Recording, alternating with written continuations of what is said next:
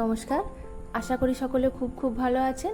আমার চ্যানেলের একটা নতুন ব্লগে আপনাদের সকলকে স্বাগত জানাই।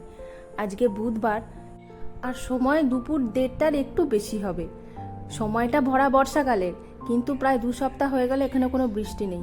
প্রচণ্ড গরম, আর পশ্চিমবঙ্গের মতোই এখানে গরম পড়লেও পশ্চিমবঙ্গের থেকে অনেকটা বেশি এখানে হিউমিডিটি মানে আর্দ্রতা বেশি হয় বলে ঘামের জন্য কষ্টটাও কিন্তু ভীষণ বেশি হয়।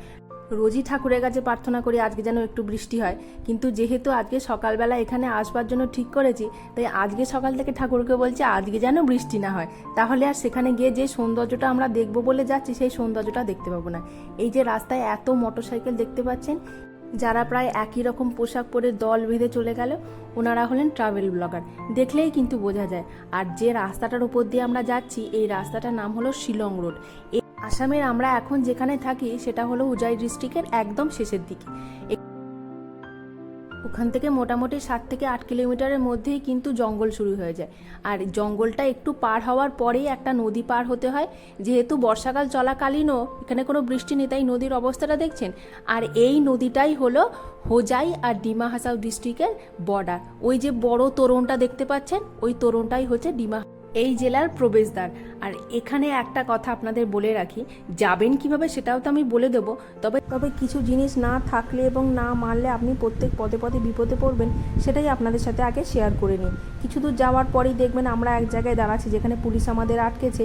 এখানে আমরা হেলমেট পরে আছি কিনা, আমরা ড্রাঙ্ক কিনা, আমাদের কাছে সমস্ত রকমের বৈধ কাগজপত্র, পরিচয়পত্র এবং ড্রাইভিং লাইসেন্স আছে কিনা সেগুলো আগে চেক করে নেওয়া হবে। আর বাঁ দিকের রাস্তাটা হাফলং চলে যাচ্ছে, আর সোজা রাস্তাটা ওমরাংশ আর পানিমুর চলে যাচ্ছে।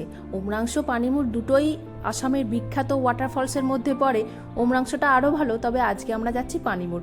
অনেকটা রাস্তা আমরা মোটরসাইকেলে করে এসেছি বলে কিছুক্ষণ আমরা রাস্তায় দাঁড়িয়ে রেস্ট করছিলাম। আর দেখলেন দুটো ছোট ছোট কুকুরছানা কি সুন্দর আমার সঙ্গে কথা বলবার জন্য এলো। বাড়ি থেকে বেরোনোর 7 কিলোমিটার পর থেকে সেই যে জঙ্গল শুরু হয়েছে, মাঝে মাঝে একটুখানি দোকান বাজার বা একটু অল্প স্বল্প গ্রাম দেখতে পেলেও পুরোটাই কিন্তু জঙ্গলের ভিতর দিয়ে চলেছি। আর এই জঙ্গলের বিভিন্ন জায়গার যে বোর্ডগুলো লাগানো থাকে, সেগুলো যদি আপনারা ভালো করে লক্ষ্য করেন গাড়ি দিয়ে যাওয়ার সময়, তখন আপনারা দেখবেন কোনো কোনো জায়গায় লেখা আছে এলিফেন্ট করিডোর, কোনো কোনো জায়গায় লেখা আছে বিয়ার করিডোর।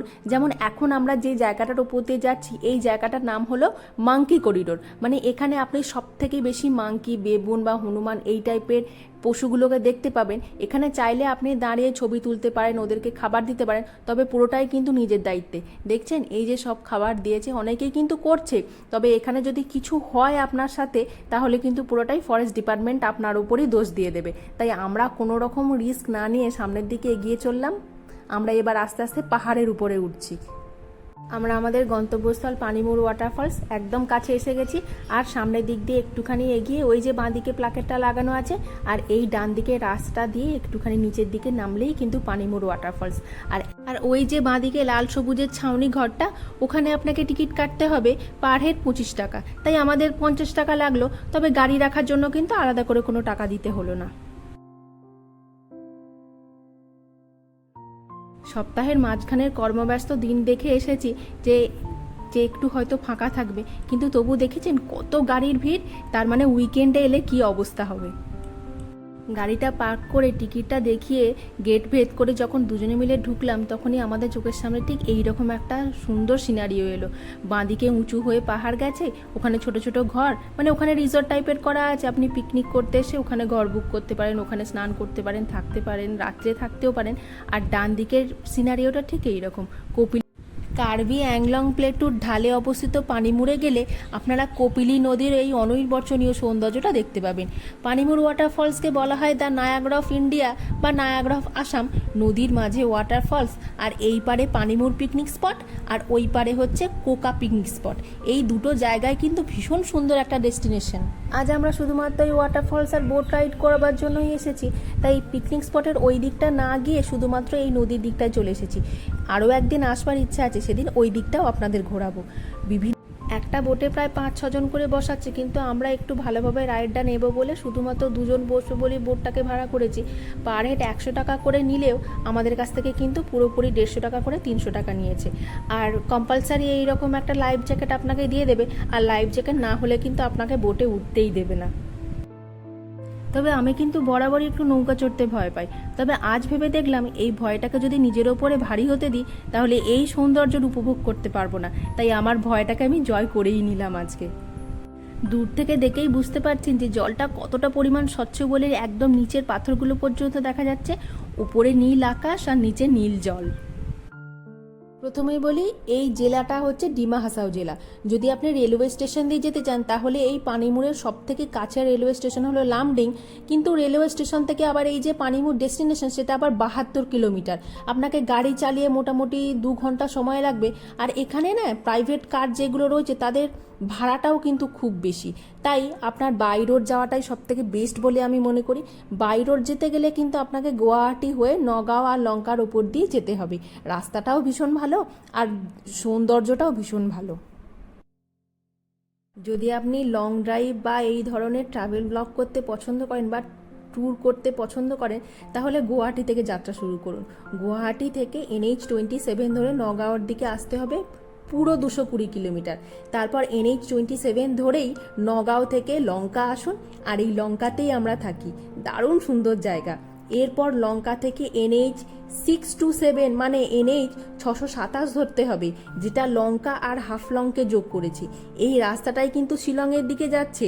আরও একটা কথা আপনাদের মনে করে দিই, যেটা আমি আগেও বলেছি, জেলার সীমা পার করবার সময় বা আপনি যখন ডিমা হাসাওয়ে ঢুকছেন, পানিমুরের জঙ্গলের মধ্যে আছেন, তখন কিন্তু অবশ্যই আপনার আইডি কার্ড, ড্রাইভিং লাইসেন্স আর তার সাথে গাড়ির সমস্ত রকমের বৈধ কাগজপত্র কিন্তু রাখবেন।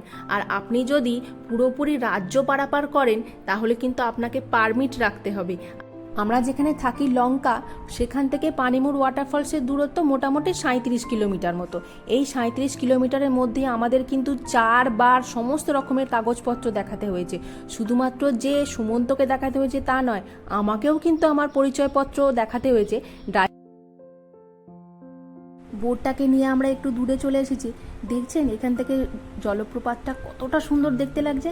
এমনি এমনি তো আর বলেনি যে দ্য নায়াগ্রা অফ ইন্ডিয়া বা দ্য নায়াগ্রা অফ আসাম। আর জলের রংটা দেখছেন কত সুন্দর। ক্যামেরাতে কতটা উঠছে বা কতটা বোঝা যাচ্ছে আমি বুঝতে পারছি না, কিন্তু খালি চোখে যখন আমি দেখছি তখন দেখছি যে পুরোপুরি একদম নিচ পর্যন্ত দেখা যাচ্ছে। আর প্রচণ্ড ঠান্ডা জল। আমার বারবার মনে হচ্ছে যে জলটা নিয়ে একবার হাতে পায়ে মুখে দিই, কিন্তু ও বারবার বলছে যে তুমি হয়তো ভাবছো যে এই জলটা নিচে পর্যন্ত দেখা যাচ্ছে বলে জলটা হয়তো শ্যালো, কিন্তু তুমি বুঝতে পারছো না জলটা ভীষণই গভীর। আর আমাদের যে মাঝি ভাই ছিল সেও কিন্তু বলছে যে এরকম দেখতে লাগছে ঠিকই দিদি ভাই, কিন্তু জল কিন্তু প্রচণ্ড গভীর। আমাদের রাইডের টাইমটা মিনিট 15 মতো ছিল। রাইড থেকে নেমে আসার পর দুজনেই এরকম নদীর ধারে বড় পাথরের ওপর বসে বসে ছোট ছোট টুকটুক করে ভিডিও তুলছিলাম। আর ও কখন যে নদীতে নেমে ঠান্ডা জলে পা ডুবিয়ে বসেছিল খেয়ালই করিনি। ওকে দেখে লোভ সামলাতে না পেরে আমি ওর হাত ধরে কিছুটা জলে নেমে পাটা হাতটা ডুবিয়ে এলাম। দারুণ লাগছিল কিন্তু। পরন্ত বিকেলে অসংখ্য পাখির ডাক শুনে আমি মাথা উঁচু করে ওপরের দিকে তাকিয়েছিলাম। আর সামনের জঙ্গলটায় কত ছোট ছোট গুল্ম দেখে আমার খুব পছন্দ হয়েছিল, নিতেও চেষ্টা করেছিলাম, কিন্তু সাহস করে না ভিতরে ঢুকতে পারলাম না। পুলিশ অফিসাররা বারবার বলে দিয়েছিলেন যে অন্ধকার হওয়ার আগেই অন্ততপক্ষে জঙ্গল থেকে আপনারা বেরিয়ে পড়বার চেষ্টা করবেন। আমরা আর বেশি সাহস না দেখিয়ে বাড়ির পথ ধরবো।